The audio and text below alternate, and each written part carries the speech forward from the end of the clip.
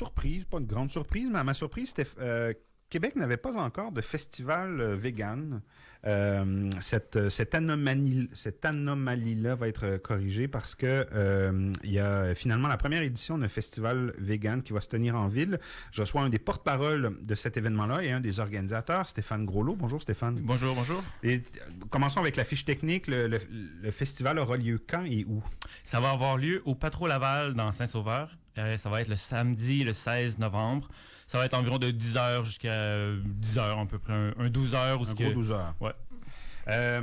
Il y aura quoi à ce festival-là? Des exposants, j'imagine? Oui, il va y avoir des exposants, des conférences, des démonstrations culinaires. Puis en soirée aussi, on prévoit un cabaret avec de la musique, des artistes. Donc, ça se veut vraiment diversifié et aussi accessible et ouvert à vraiment tout le monde. C'est sûr que on veut que ce soit...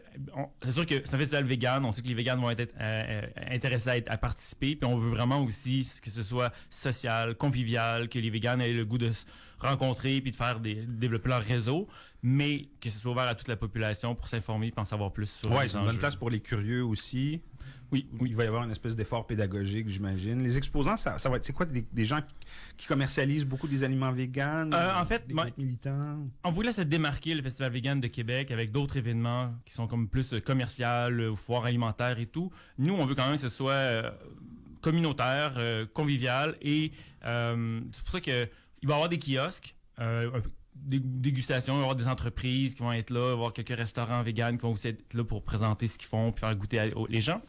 Mais aussi des groupes militants, des groupes qui sont actifs sur la scène végane ou antispéciste ou sur une transition alimentaire plus végétale. Donc, et aussi, le but, c'est vraiment que les gens socialisent. Il va y avoir un 5 à 7 sur l'heure du souper. Il va y avoir aussi quand même...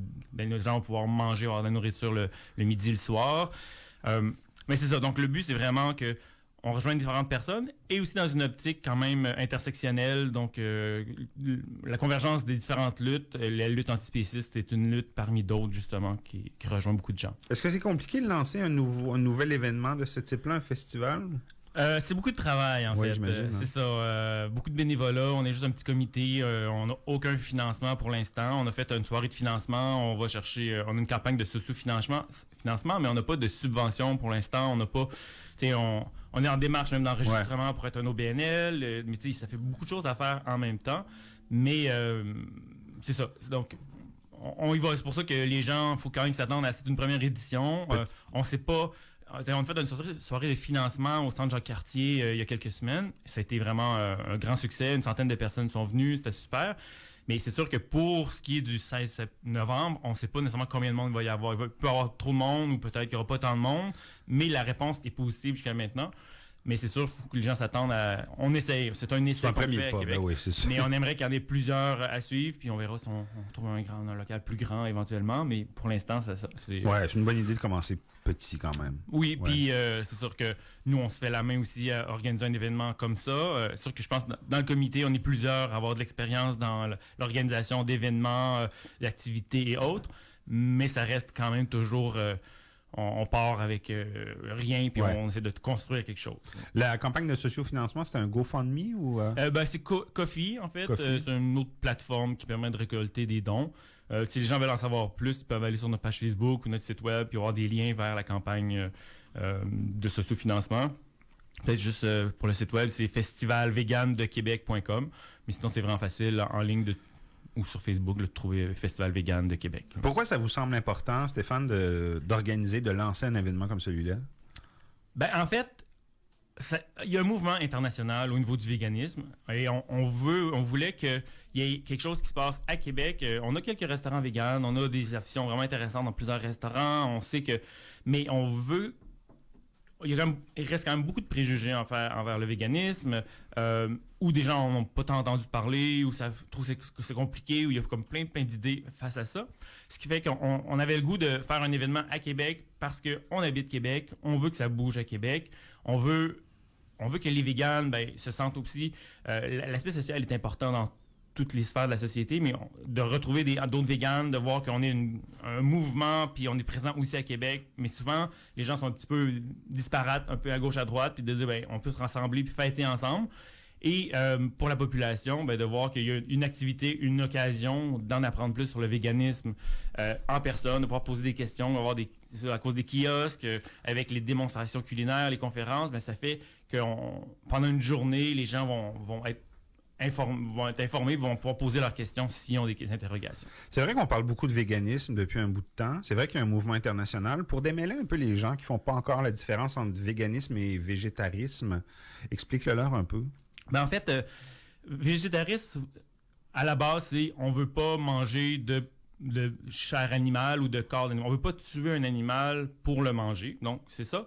Mais dans le cas du véganisme, c'est qu'on se dit, on veut pas tuer les animaux, mais on veut pas non plus les exploiter puis les mettre en cage dans des conditions qui sont vraiment pitoyables pour extraire les œufs ou pour avoir le lait.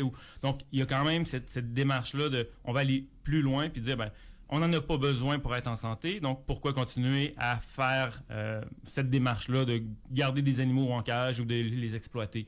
Donc, c'est vraiment une réflexion qui est un peu plus poussée sur les conditions animales. Ouais, mais concrètement, ça veut dire que les véganes se privent de choses que mangent les végétariens, notamment des œufs, des produits laitiers, c'est ça? Oui, exactement. C'est ce que les véganes évitent.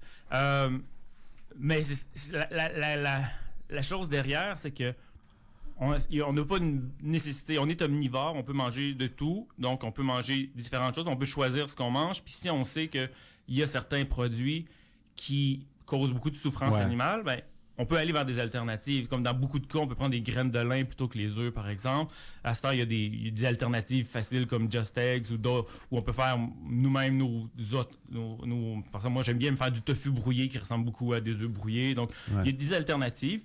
Et aussi, même pour la santé, on se rend compte que ça a quand même des avantages parce qu'il n'y a pas de cholestérol dans les produits animaux. Donc, et au niveau de la santé, il y a beaucoup d'avantages. On mange beaucoup plus de fibres. Souvent, on dit que les véganes pourraient avoir des carences, mais souvent, une alimentation plus carnée peut avoir plus une carence en fibres, par exemple. Donc, il y a des choses comme ça qu'on peut regarder. Et au niveau environnemental, on sait maintenant que l'élevage est un des gros facteurs d'émissions de gaz à effet de serre, de perte de biodiversité à cause de l'espace requis, la consommation d'eau et autres. Donc, ça a beaucoup de bienfaits, en fait, de dire au moins on réduit notre consommation de produits animaux. Un mot sur ces fameuses carences. Il y a tout un mythe autour du véganisme. Forcément, en se privant de viande, on se prive de minéraux importants, de vitamines, tout ça, ce qui est apparemment pas vrai du tout. Même les médecins, des médecins qui s'intéressent beaucoup à la nutrition en témoignent. Il y a toujours moyen de pallier à ce qu'on se prive de viande par d'autres formes, par d'autres sortes d'aliments, c'est ça? Oui, c'est sûr qu'un des points principaux, je dirais, il y a la B12, mettons qu'on va souvent parler, parce qu'il n'y a pas de... il n'y a pratiquement pas d'aliment végétal dans lequel il y a de la B12. Donc, c'est ça, on recommande de se supplémenter en B12. Mais ce qui est ça vient sous quelle forme, un supplément de B12? Ça peut être... Il y a différentes façons. Si on prend du lait de soya, il est enrichi de vitamine B12. D'accord. Ça peut être des comprimés, ça peut être dans la levure alimentaire, donc il y a plein de sources, finalement. Mais aussi, c'est que...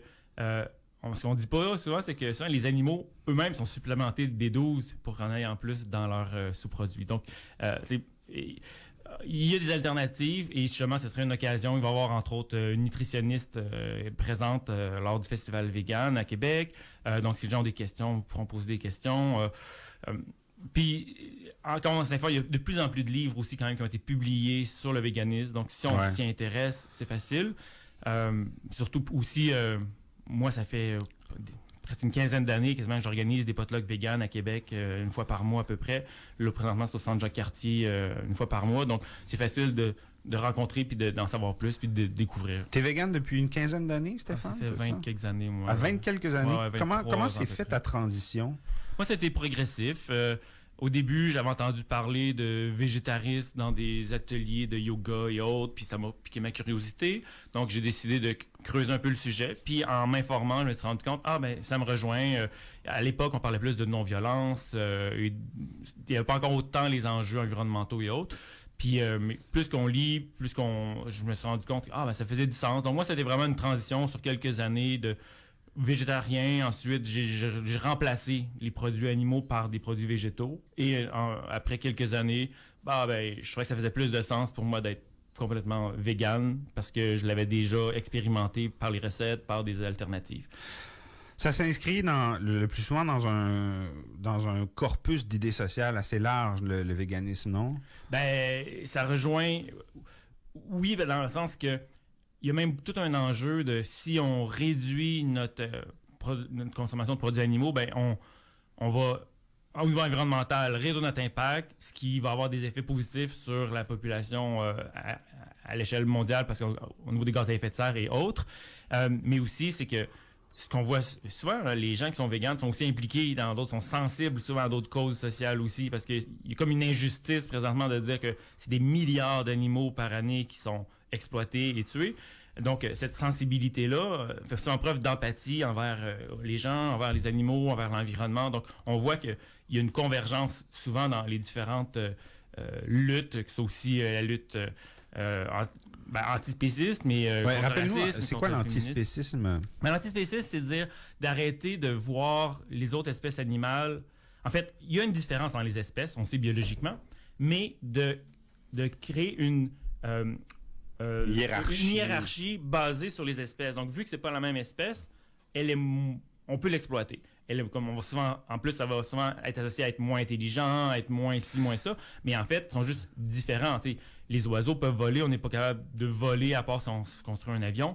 Donc, il faut arrêter de hiérarchiser et de dire que justement, ben, il y a des animaux, le spécisme, ça rejoint plusieurs choses. C'est aussi l'idée de mettre dans des boîtes, ça c'est des animaux de compagnie, ça c'est des animaux faits pour être mangés, ça c'est des animaux domestiques pour tenir compagnie aux hommes et aux femmes. C'est ça, il y a quand même beaucoup de petites boîtes dans la tête des gens au niveau du spécisme, et justement, puis c'est comme une façon de voir le monde qui est quand même incrustée très profond dans la société, parce qu'on est puis on grandit avec ça, alors que... On grandit avec l'idée que parce que l'homme est intelligent, il aurait une espèce de droit inné d'opprimer toutes les autres espèces autour de lui. Exactement. Ce qui a évidemment pas de c'est ça, parce que rationalité ou de logique intrinsèque. On a vu la même logique. C'est sûr que c'est des parallèles, faut pas...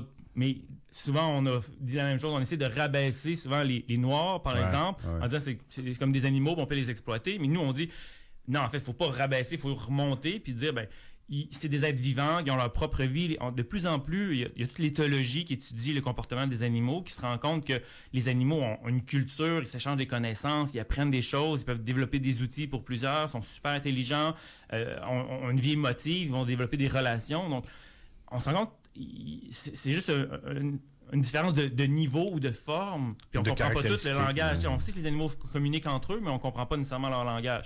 Mais on comprend, c'est assez clair, tout le monde qui a vu des animaux, un animal qui se fait frapper ou qu'on fait mal à un animal, il va crier, il va essayer de se débattre, bouger, s'en aller.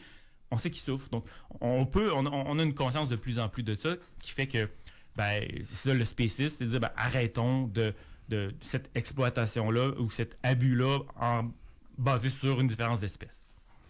Donc, rappelons que ça se tient, donc, ce premier salon du véganisme à Québec le 16 novembre. Oui. C'est un samedi. C'est au Patro Laval. Ça commence à 10h le matin.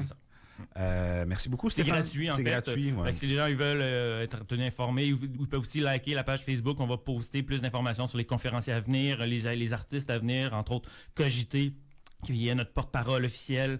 Donc, il y a vraiment plusieurs choses qui s'en viennent. Vous avez une page Facebook, puis vous avez une campagne de sociofinancement aussi sur Ko-fi. C'est comme ça que ça s'appelle. Merci beaucoup, Stéphane. Bonne chance avec l'événement. Merci beaucoup. Vous écoutez CKIA 88.3.